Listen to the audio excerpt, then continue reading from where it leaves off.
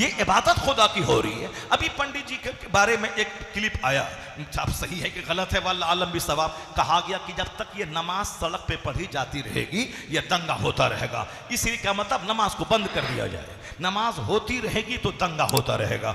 ये निगेटिव सोच है उसकी, और मेरी सोच क्या है, नमाज जब होती रहेगी तो दंगा खत्म हो जाएगा।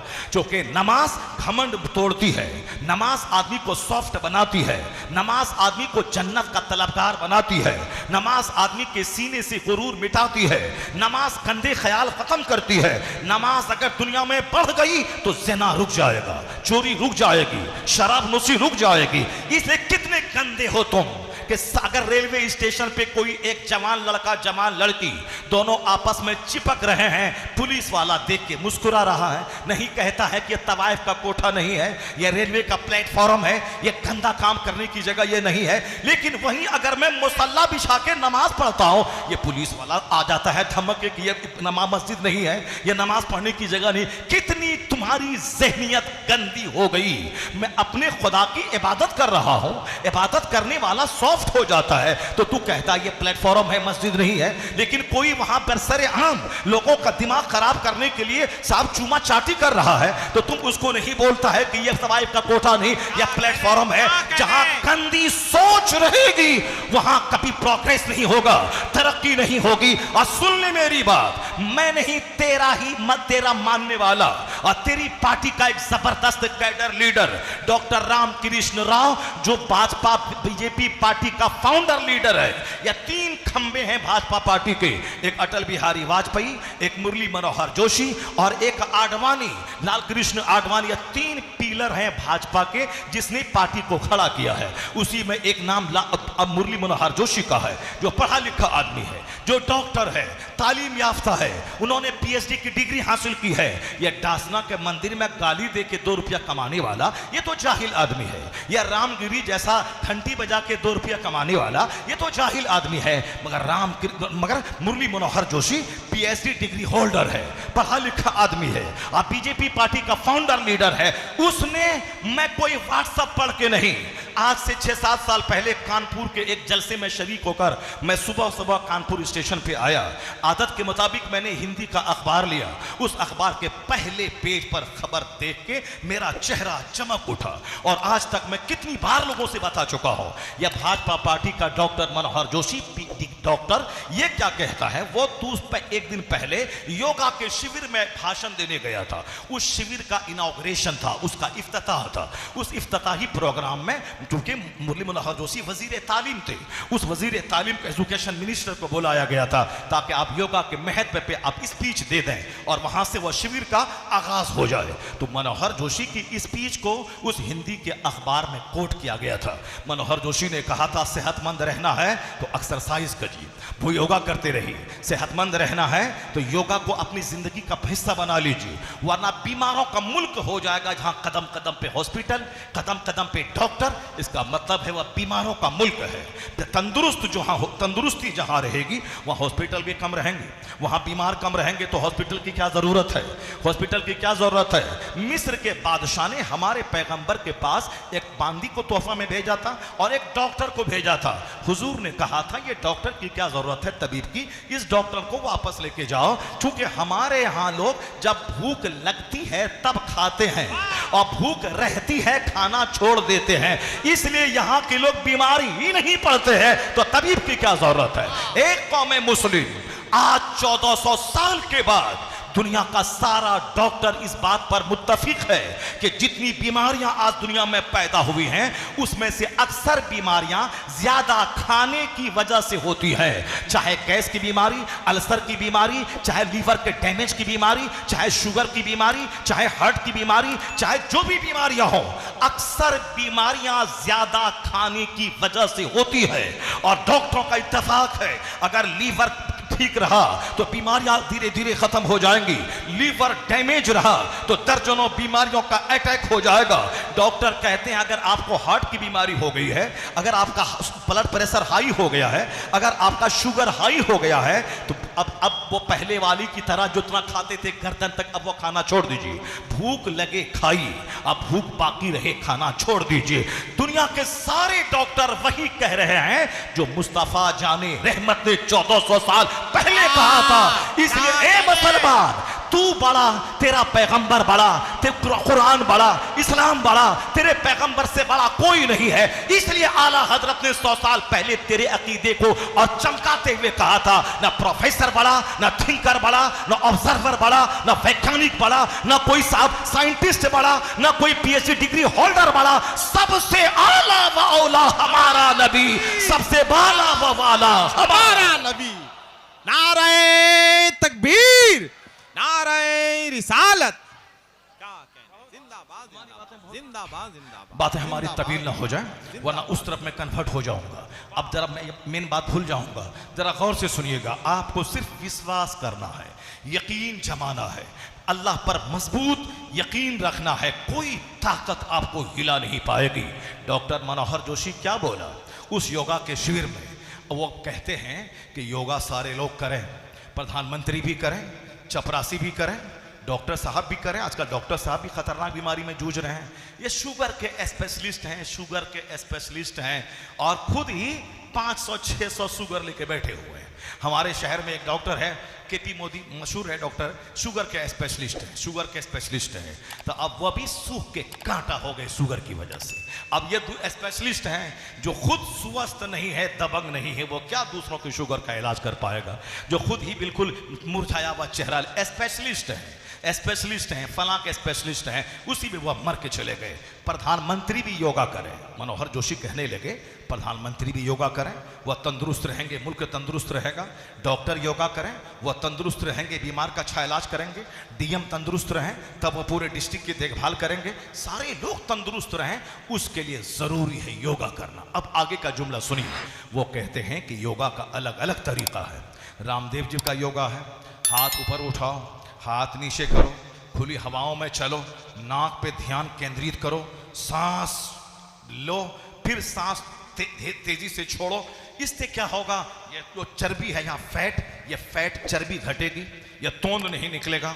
जो सांस लेगा, सांस छोड़ेगा, क्योंकि वो खुद प्रैक्टिस करता है। मनोहर जोशी कहते हैं योगा का अलग अलग तरीका है। कोई हाथ उठाने, कोई हाथ गिराने, कोई नाक पे ध्यान देने, कोई साहब आंख बंद करने, कोई साहब सांस रोक लेने का अलग अलग तरीका बताते हैं। मनोहर जोशी भाजपा का कैडर लीडर, ये टासना का मंदिर साहब अति नरसिंह आनंद, ये क्या जाने गया? ये तो पढ़ता ही नहीं है। वो गिरिराज क्या जाने गया? ये नुपुर शर्मा क्या जाने गई? ये कमलेश तिवारी जो बुरी तरह मारा गया, वो क्या जानने गया? दुनिया में 1400 साल की हिस्ट्री बताती है, जिसने भी मुस्तफा की तौहीन की उसका जीना हराम हो गया है। किस जीना हराम हो गया है इस दुनिया में? कहां है तस्लीमा नसरीन बता दे, कहां है सलमान रुश्दी बता दे, कहां है नुपुर शर्मा बता दे। वह मरी नहीं है, वो जिंदा है, लेकिन पहले जैसे आजादी से घूमती थी, अब घूमना उनका हराम है। इसलिए कि मुस्तफा की तौहीन ने उसको अंदर से तोड़ के, डरा के, मरने से पहले ही मुर्दा बना दिया है।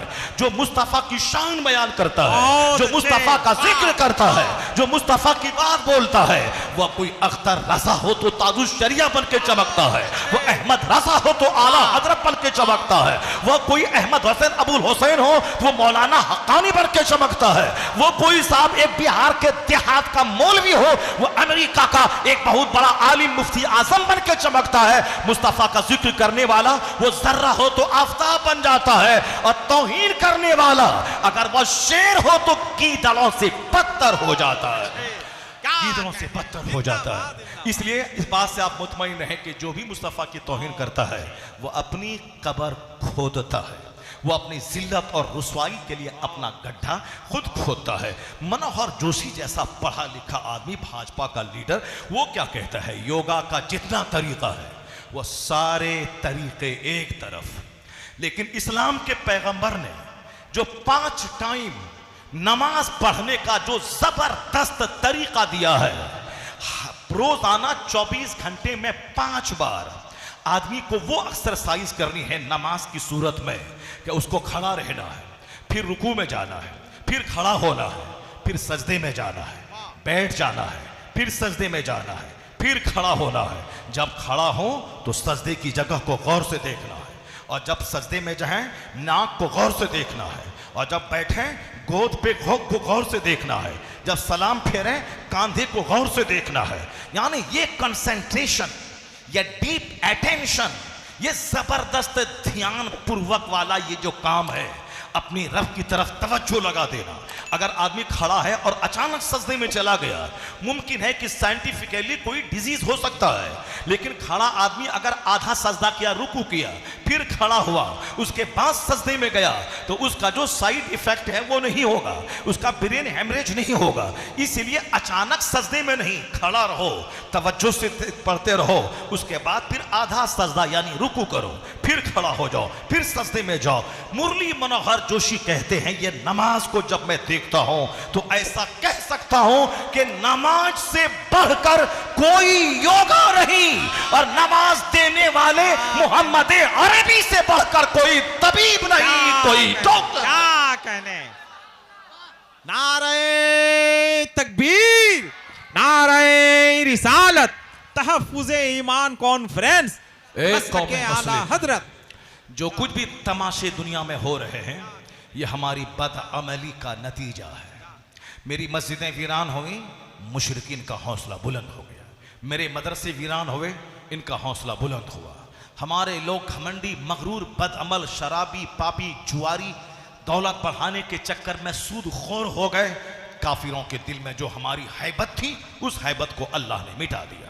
काफिर वो है जो इस दुनिया को सब कुछ समझता है, यहीं उसको दौलतमंद बनना है, चाहे सूद खाना पड़े, चाहे बिकी हुई जमीन बेचना पड़े, चाहे उसे शराब बेचना पड़े, चाहे उसे जो काम करना पड़े, माँ बाप को मारना पड़े, चाहे उसे सूअर के बेचने का कारोबार करना पड़े, चाहे उसे पाखाना के बेचने का कारोबार करना पड़े, जो करना पड़े, माल चाहिए। क्योंकि उनका यकीन आखिरत पे नहीं है, उनका विश्वास जन्नत पे नहीं है, उनका विश्वास कब्र में सवाल जवाब पे नहीं है। तो जो काम मुशरिक करते हैं, अगर वही काम मोमिन भी करने लगे तो दोनों में क्या फर्क रह जाएगा, दोनों में क्या अंतर रह जाएगा।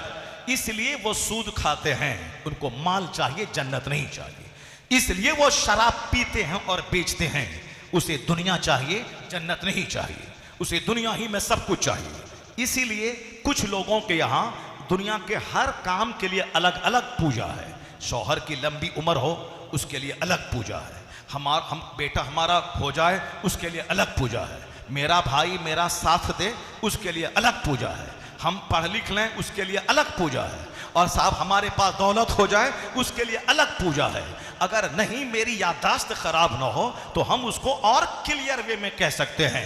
यानी एक है दौलत की पूजा, लक्ष्मी की पूजा, एक है शिक्षा की पूजा, विद्या की पूजा, सरस्वती की पूजा, और एक है शौहर की पूजा, शौहर मेरे साथ रहे, बहुत दिनों तक रहे, लंबी उम्र रहे, वो है करवा चौथ की पूजा। यानी जो अभी कुछ दिन पहले हुआ, यानी शौहर का प्यार मिले, बेटे को लंबी उम्र मिले, ज्यादा माल मिले, भाई का प्यार मिले, ज्यादा दौलत मिले, ज्यादा इल्म मिले, सब कुछ इसी दुनिया में मिले। और ए मोमिन, तुम नमाज पढ़ते हो, क़यामत क्या मिले? जन्नत चाहिए। रोजा रखते हो, क्या चाहिए? जन्नत चाहिए। हज करते हो, क्या चाहिए? जन्नत चाहिए। ज़कात देते हो, क्या चाहिए? जन्नत चाहिए। तुम आला अखलाक से पेश आते हो, क्या चाहिए? जन्नत चाहिए। तुम अल्लाह रसूल का जिक्र करते हो, क्या चाहिए? जन्नत चाहिए। नजर जिसकी जन्नत पे रहेगी, दुनिया की सारी मुसीबतें उसकी हेज हो जाएंगी। और ऐसा नहीं कि अल्लाह पर यकीन करने वाला दुनिया में भिखारी हो जाएगा, दुनिया में जलील हो जाएगा। बंदर के सामने सर झुकाने वाला हमसे ज्यादा खुशहाल रहेगा। साहब किसी दरख्त को खुदा कहने वाला वो हमसे ज्यादा खुशहाल रहेगा। किसी जानवर को खुदा कहने वाला वो हमसे ज्यादा सुखी रहेगा। किसी पत्थर को खुदा कहने वाला वो हमसे ज्यादा सुखी रहेगा। किसी सांप को खुदा कहने वाला वो हमसे ज्यादा खुश रहेगा। नहीं होगा ऐसा। जब जंगल झाड़ का पुजारी वो खुश रहेगा जो खुदाए वाहिद का परस्तार है। जन्नत वहां मिलेगी, सच्ची खुशी यहां मिलेगी।